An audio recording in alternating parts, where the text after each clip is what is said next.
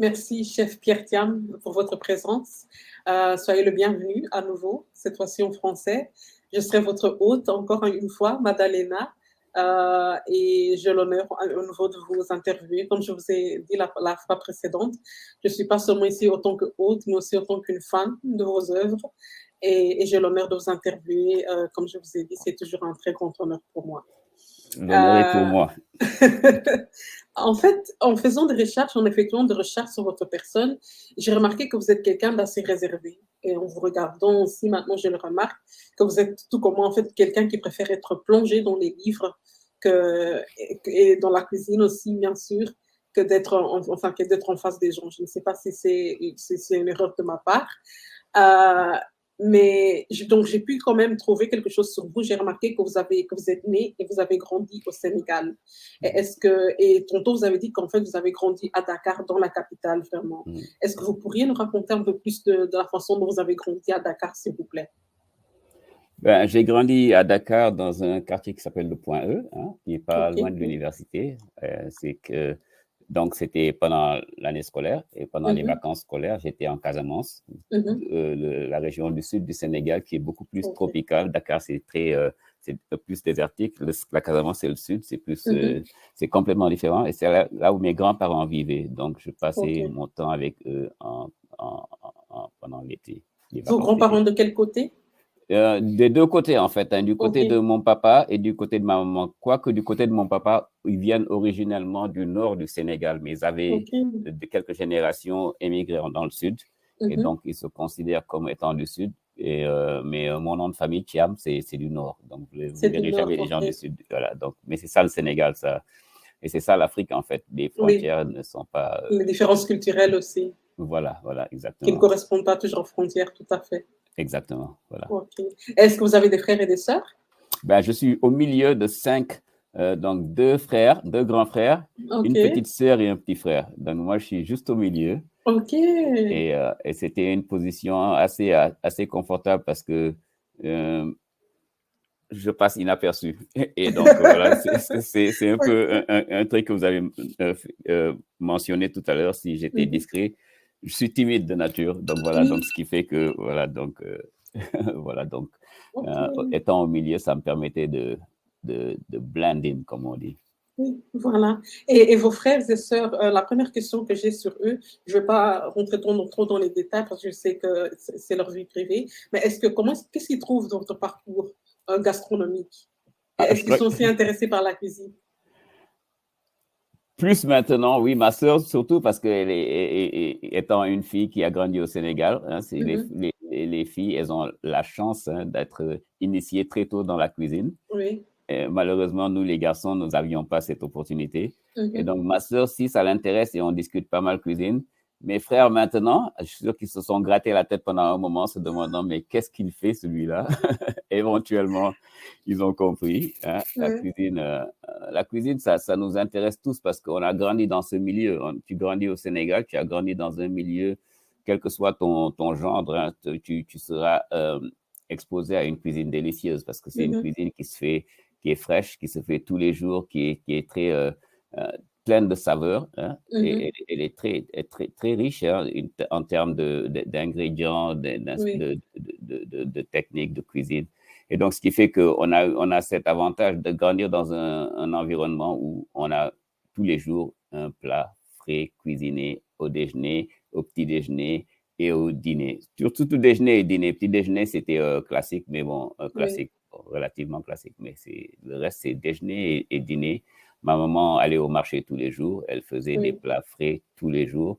Et en Casamance, quand je vais chez ma grand-mère, c'était la même chose. Non seulement ma grand-mère allait au marché, mais elle avait son petit potager aussi où elle avait ses feuilles d'oseille, ses gombos, hein, comme on dit.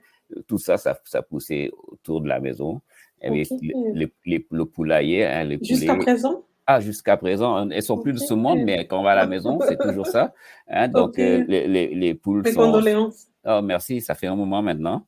Mais la mémoire est toujours fraîche. Hein, donc, c'était les poules et les canards, hein, qui étaient là, qui trottaient, qui mangeaient les graines et qui mangeaient comme il se doit. Hein. Et quand on avait des plans d'avoir l'un d'eux dans notre repas, c'était souvent, moi, mon rôle d'aller choisir, prendre le canard et de l'égorger. Ça, c'était ma seule contribution dans la cuisine. J'ai appris à égorger les canards et les poulets très tôt. Ok. Mais c'était des frais, c'était des poulets qui étaient qu'on dit, free roaming, comme on dit. Oui, oui, tout voilà, à fait. voilà, donc c'était la façon dont il fallait les faire élever, quoi. Voilà. Oui. Et pour dernière question sur ce thème de votre famille, parce que je vois que vous aimez aussi lire, et il y a l'écrivaine Chimamanda Ngozi Adichie qui n'est pas du Sénégal, elle est du Nigeria, mais elle devait aussi suivre des autres études. Et puis elle a dû avouer à sa famille, écoutez, en fait, j'ai envie d'être écrivaine. Comment est-ce que votre famille l'a pris quand vous avez dit, écoute, bon, c'est plus la chimio, c'est plus la physique, mais maintenant, c'est la cuisine. Comment est-ce qu'ils l'ont pris? Ben, écoutez, c'était surprenant, une bonne question, parce qu'au début, le problème pour moi, c'était comment leur annoncer cela. Oui. Quand j'ai décidé que c'était là ma carrière, c'est là que j'avais cette passion-là.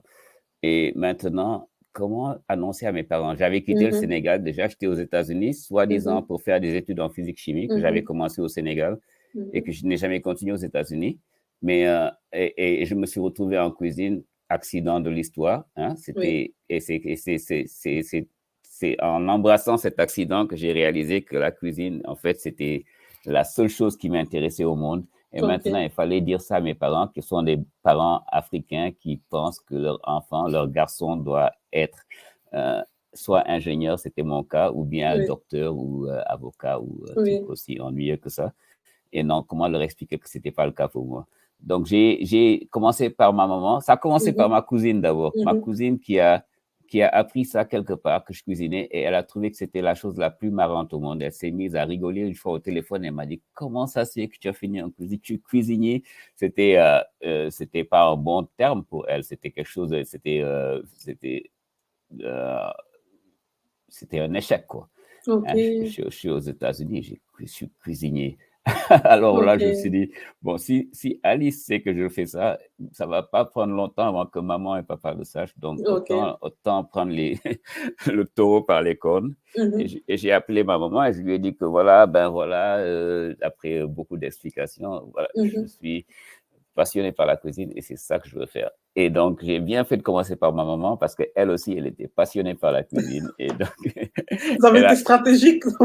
Ah ouais, non, elle a totalement compris. C'était stratégie, mais sans être convaincu des résultats. J'étais toujours sûr que j'allais les décevoir parce que, mais non, du tout. Ma maman était d'abord fière que j'avais quelque chose qui m'intéressait. Et que ce soit la cuisine, elle était intriguée parce que quel genre de cuisine tu fais? Qu'est-ce qui t'intéresse? Qu'est-ce que tu fais? Donne-moi des recettes. C'était ça son truc. Hein? Et moi, j'étais là, non, moi, je fais ceci. J'ai fait de la cuisine italienne, française, mais je suis plus intéressé par la cuisine que tu faisais et tout ça. C'est ces recettes qui m'intéressent. Et donc, on a eu une sorte de rapport qui n'existait même pas avant que j'existe. Donc, ça a renforcé mes liens avec maman. Et du côté de mon père, il a trouvé ça marrant. Mais il a été aussi fier que j'ai trouvé ma voie et que je fasse quelque chose avec que ce soit honnête et tout cela. Et donc, c'était vraiment, et c'était pas marrant, genre comme Alice, que c'était, voilà quoi. Non, c'était pas un échec du tout. Non, non, non. Il était fier de moi. Il était fier de moi. Il était fier de voir que voilà, parce que ça faisait un moment que voilà, je donnais pas trop de nouvelles, mais je n'ai jamais demandé d'argent et tout ça. Donc voilà, et donc ça aurait pu être autre chose. Ça aurait pu être que j'avais mal tourné, que j'étais, tu vois, faisais une sorte de trafic. Mais non, il était fier de voir que non, je travaillais à la sueur de mon front. Et que ce soit la cuisine, c'était intéressant pour lui. Et donc, voilà. Et donc, j'ai eu leur bénédiction, heureusement, avant qu'ils ne quittent de ce monde. Et voilà, quoi. Donc, quand j'ai vu leur réaction et que j'ai vu que c'était pas aussi, aussi inquiétant que je pensais, je me suis dit, allez, je fonce là, ça c'est fini, je vais devenir un cuisinier, pour sûr. Vous dites donc que ça a renforcé les liens avec votre maman, le fait que vous vous êtes passionné par la cuisine, que vous avez choisi ça comme votre passion, et elle de même, en fait, elle aime très bien trop la cuisine. Quelle était la place de l'alimentation dans votre maison en grandissant? Ah ben, écoutez, je crois que c'était la même place que tout jeune de mon âge au Sénégal. Hein. C'était tous les jours, on se lève, on s'attend à un petit déjeuner qui est soit inspiré par la tradition, donc c'est une bouillie de mil avec une sorte de lait caillé qui est très intéressant. Ça m'intéressait beaucoup, mais souvent aussi, c'était juste une baguette de pain parce qu'on a été colonisé par les Français souvent, pratiquement tous les jours. La baguette de pain avec, si tu as de la chance, tu as du chocolat et de la confiture. Si tu as de la chance, juste du beurre et du café, quelque chose comme ça. Donc ça, c'était le simple petit déjeuner. Mais à midi, le pays s'arrêtait. Alors, tout le monde rentrait à la maison. C'est carrément le pays s'arrête, les gens rentrent à la maison parce que on sent déjà partout, dans chaque maison, tu sens l'odeur d'un repas frais qui est en train d'être cuisiné.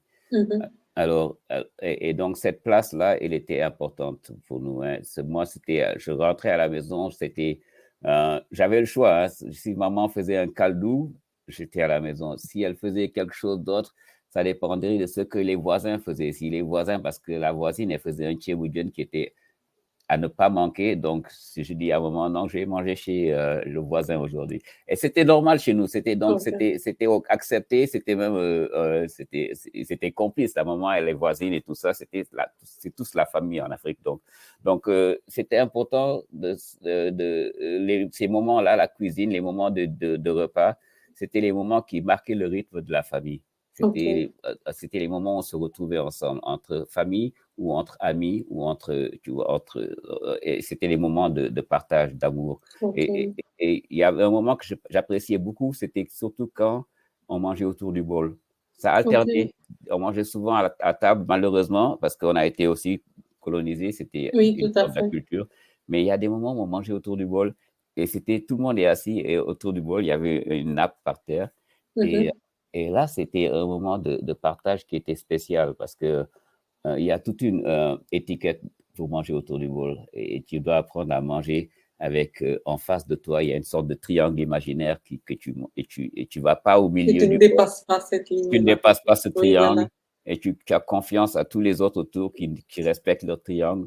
Et aussi, tu sais que maman va prendre les morceaux de viande et les morceaux de légumes qui sont au milieu et elle va les partager équitablement à tout le monde. Oui, tout à fait. Et tu apprends, et c'était une éducation aussi, tu apprends à ne pas, à être réservé, à être patient, à te contenter de ta portion. Il y avait tout cela qui était très important pour... Je sais que c'est une cuisine totalement différente, mais j'ai eu l'opportunité d'être dans un restaurant, de manger la cuisine éthiopienne.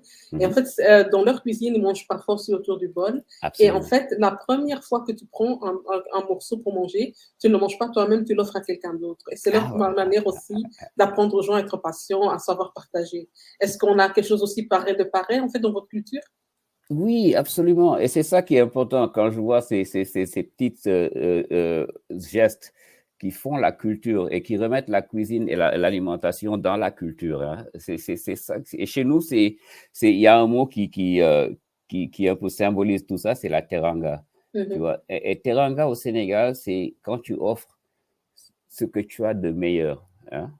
Comme l'Éthiopien qui prend la première bouchée qu'il offre à quelqu'un d'autre. Pour le Sénégalais, c'est quand tu arrives dans une maison de Sénégalais, même si tu n'es pas prévu, même si tu n'as pas été invité, tu arrives par hasard, par exemple, et tu te retrouves invité à rester pour le déjeuner, invité à manger. Parce que souvent, la nourriture, c'est ce qu'il y a de plus symbolique pour offrir.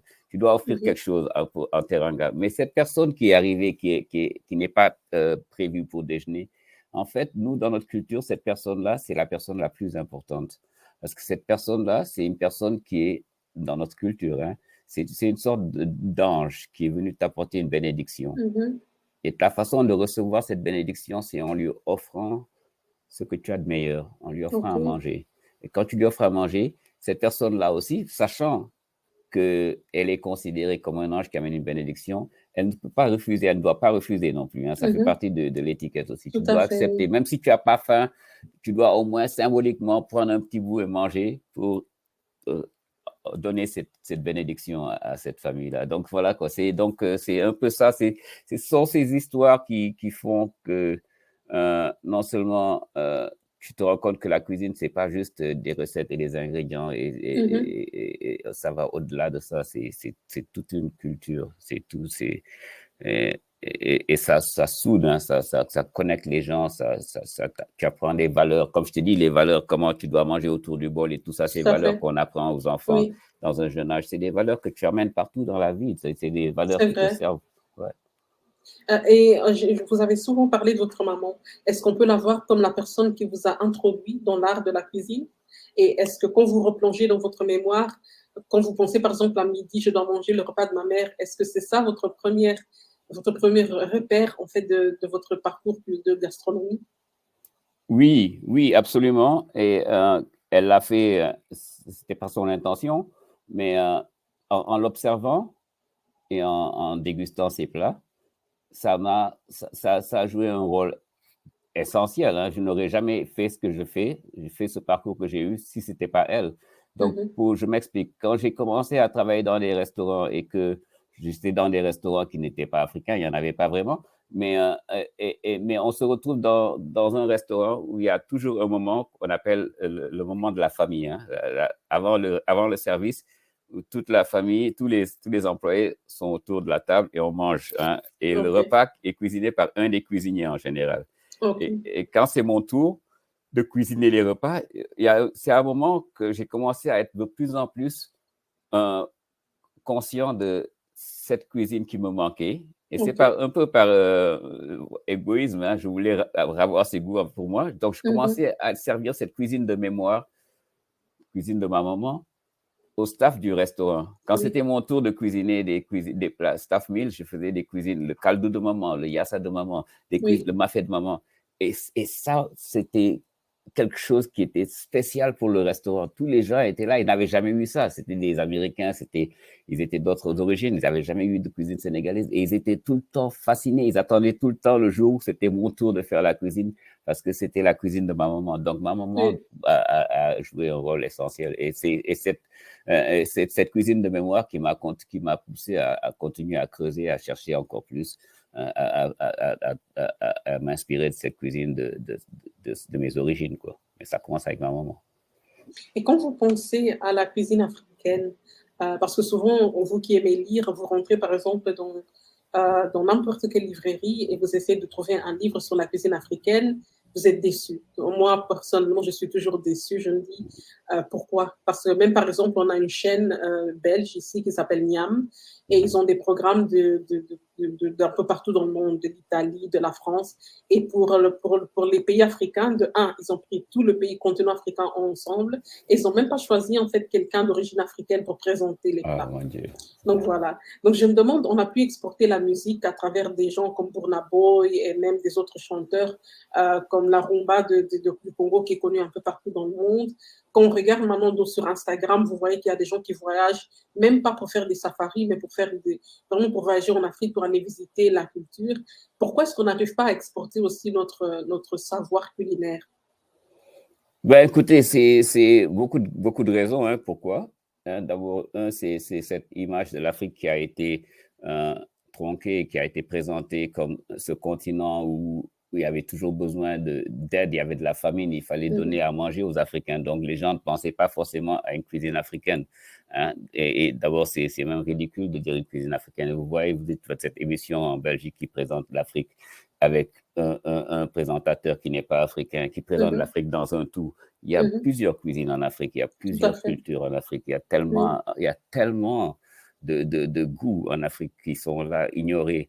Et pour moi, je crois que c'était, comme je dis, c'était une question de temps. Dès que j'ai vu que ça manquait à New York et j'ai vu que les New-Yorkais prétendaient être la capitale culinaire du monde, il y avait beaucoup de goûts, d'excellents goûts, et j'avais accès à tout cela. Je savais que les miens aussi avaient leur place. Et donc, je disais, Mhm. c'était une question de temps. Non seulement les miens avaient leur place, mais les miens avaient tellement à offrir. L'Afrique, en général, avait tellement à Oui. offrir parce que la cuisine, hein, on peut vraiment faire ce débat-là que ça aurait commencé en Afrique.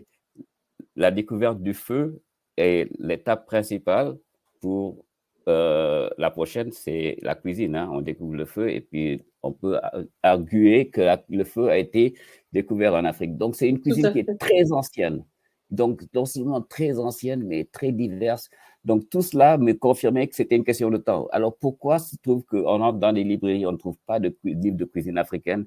Ces questions-là, je me les posais déjà dès lors, surtout que moi, j'étais passionné de la lecture parce que ma maman m'avait donné cet amour de la lecture à un très jeune âge. Donc, quand je me suis trouvé après mon premier restaurant, Yolele, qui a été très bien reçu, et c'était basé sur des recettes en général inspirées de ma maman, et ces recettes-là, c'était des recettes que j'écrivais avec souvent au téléphone. Quand je voyageais, je prenais notes et tout. Oui. Alors, ce cahier de recettes, je l'ai vu comme une opportunité pour un livre.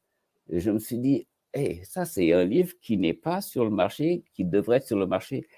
Mais comme tu l'as vu, beaucoup de gens n'y croyaient pas. Alors, j'ai tapé à des portes, à 1000 portes, et aucune des maisons d'édition n'y croyait.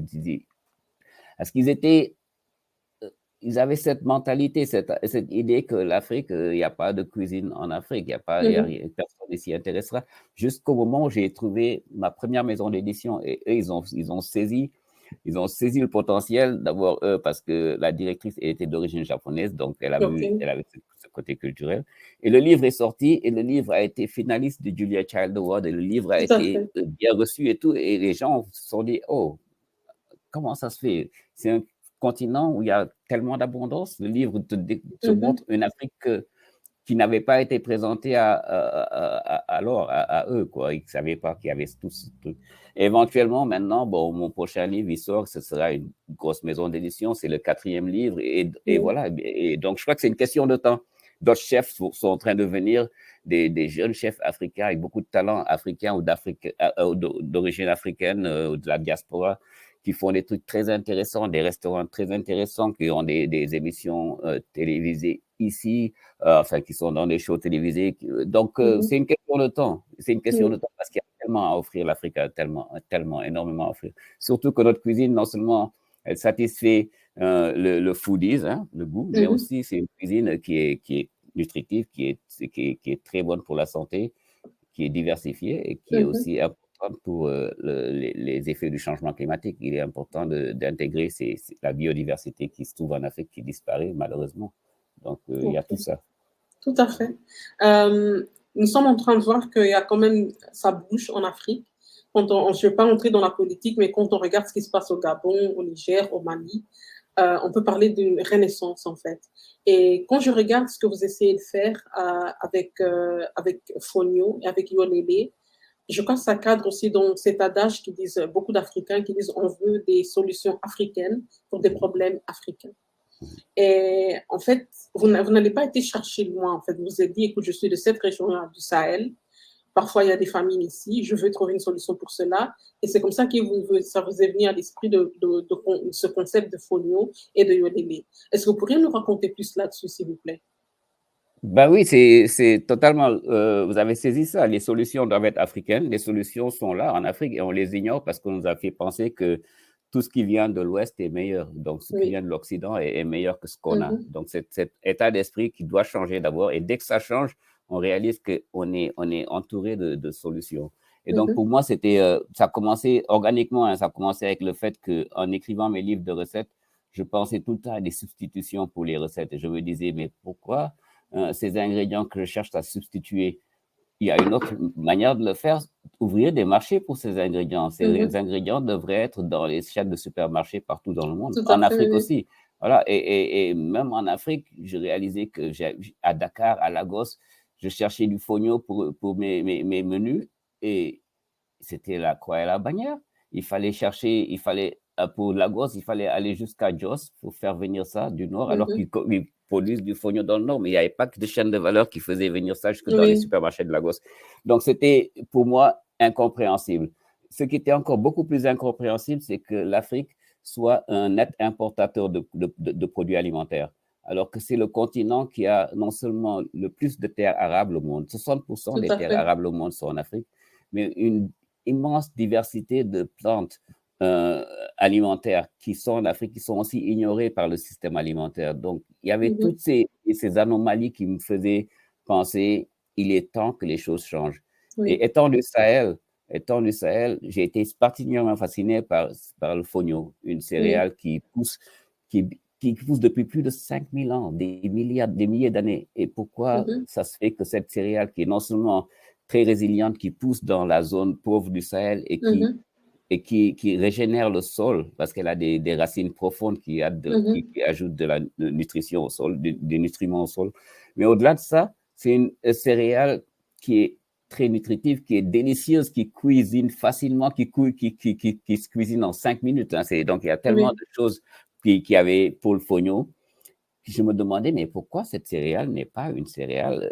Elle est délicieuse. Pourquoi elle n'est pas dans les marchés du monde? Tout le monde l'apprécierait, quelle que soit son origine. Parce que, voilà, donc c'était la question que je me posais. Je me suis dit naïvement que, voilà, je vais être la personne qui va amener cette céréale dans le reste du monde. Je me suis dit, je suis un chef à New York, je vais la présenter à mes restaurants à New York, dans mes menus, et puis éventuellement à d'autres collègues, d'autres chefs qui sont toujours en quête de nouveaux produits. Et aussi, on les met dans le restaurant et puis leurs clients vont aimer et leurs clients vont chercher dans les supermarchés et éventuellement, on va créer une demande pour cela. Et puis, donc voilà quoi, c'était l'idée derrière. C'était un peu plus compliqué, bien sûr. Il fallait créer. Et ça a marché. Et ça a marché. Aujourd'hui, nous sommes dans tous les supermarchés dans tous les États-Unis. Hein. Nous sommes dans tous les Whole Foods, dans Target, dans Meijer, dans Sprouts. Les grands supermarchés distribuent nos produits. On a des produits de fognon, on a des pilafs de fognon, on a des chips de fognon. Et maintenant, on a même commencé les collaborations avec les brasseries. Donc, il y a des bières de fognon. Et donc là, nous avons créé une demande. Nous avons montré que c'est faisable. C'est faisable de prendre un produit que les gens ne connaissaient pas et de le présenter au marché en faisant du bon branding derrière et en disant l'histoire. Et donc, maintenant, ce modèle doit pouvoir se dupliquer avec beaucoup d'autres produits, pas seulement dans le Sahel, mais d'autres produits de l'Afrique, des produits qui sont là, qui sont ignorés. C'est important qu'on les amène parce qu'ils vont disparaître, mais c'est important qu'on les amène aussi parce que ça peut amener des opportunités économiques pour l'Afrique et de changer en exportateur plutôt qu'importateur. On doit nourrir le monde. C'est important de savoir ça, qu'on a la capacité et le devoir de nourrir le monde parce que si on ne le fait pas, non seulement la façon dont le monde est nourri en ce moment avec le food system qui nous limite, ce sera ces mêmes méthodes d'agriculture qui sont nocives, hein, la monoculture avec les produits chimiques, les engrais chimiques et tout ça. C'est ça qui va venir en Afrique parce que ces corporations, elles sont puissantes, elles sont en train de prendre des terres en Afrique. Elles ont détruit leurs terres. Hein, leurs terres sont pratiquement n'ont plus de futur. Elles ont fini leur eau. C'est ça l'histoire dont on ne parle pas maintenant. L'irrigation est en train de faire des dommages énormes, surtout ici aux États-Unis. On en parle. Voilà. Donc l'Afrique, c'est le seul espace qui reste hein, en termes de terre arable, en termes de possibilités d'irrigation. Mais on ne veut pas de ce genre d'agriculture. Surtout qu'ils vont amener le même produit qu'ils ont imposé, alors que nous, on veut une agriculture qui supporte notre tradition, qui supporte nos petits fermiers, qui amène est durable. Produits, qui est durable, exactement, c'est le terme. Voilà. Donc c'est le combat qui se mène en ce moment et c'est un combat qui est un combat qui est vital, hein, qui est important, c'est soit on gagne, soit on meurt. C'est l'avenir de la planète. Vous avez eu l'opportunité de cuisiner pour des gens assez importants dans votre milieu, tant que Ban Ki-moon, le président Macron, le roi du Maroc et même pour Bill Gates. Est-ce que ce sont des sujets que vous abordez aussi avec eux? Ah oui, absolument. C'est pas eux qui m'intéressent dans cette histoire, c'est l'accès et l'impact. Hein, n'est-ce pas? Je prends le dernier exemple, Bill Gates, par exemple. Bill Gates, c'était une présentation que lui faisait juste avant moi, hein, dans son forum, dans un grand forum de Gates Foundation. Hein, et lui, sa présentation, c'était présenter cette nouvelle variété de maïs qui allait sauver les Africains. Hein, c'était cette variété de maïs qui allait supporter les effets du changement climatique, qui supportait les chaleurs, qui allait être résiliente et tout cela. Et donc, et c'était ça sa solution. Et moi, c'était juste après lui pour dire des variétés de produits résilientes, elles existent déjà, elles existent en Afrique. le fonio, c'est un exemple. Et nous, ce qu'on a montré, c'est important qu'on ait eu ce modèle-là, parce qu'on a montré, malgré tous les sceptiques, que c'était possible de prendre un produit africain que personne ne connaissait et faire un bon design, du bon branding et l'introduire dans le marché mondial. Mhm. Et ce produit-là, il sera sur les étagères des grands supermarchés, à côté d'autres produits occidentaux, et le consommateur choisira ces produits-là Voilà. parce que ces produits-là sont meilleurs pour eux. Et les consommateurs conscients cherchent à avoir un impact, ils les choisiront. Les consommateurs foodies qui veulent avoir des saveurs différentes les choisiront parce que maintenant, ils sont exposés à... Tout le monde cherche la nouvelle frontière et les nouveaux goûts. Donc, il y avait tout cela. Et en 5 ans, on a pu passer d'un supermarché à des milliers de supermarchés, à créer une demande, à créer des produits, à introduire des bières de fonio et tout cela qui fait que pourquoi se casser la tête à chercher à inventer un nouveau maïs qui va peut-être même pas marcher parce que non seulement vous dites qu'il est résilient, mais il n'a pas encore vécu. Et même s'il aurait vécu, nos paysans allaient dépendre de cela. Il fallait qu'ils achètent des semences, il fallait qu'ils achètent. Et on n'a même pas parlé de l'engrais, on n'a même pas parlé de l'irrigation parce que ça a besoin de tout cela. Donc, investir des milliards dans un produit qui n'a pas fait ses preuves, alors qu'on peut investir beaucoup moins dans quelque chose qui est là depuis plus de 5000 ans et qui est délicieux, qui pousse, on sait, de façon résiliente dans des sols pauvres et tout. Et donc, oui, j'ai invité Bill Gates sur l'estrade.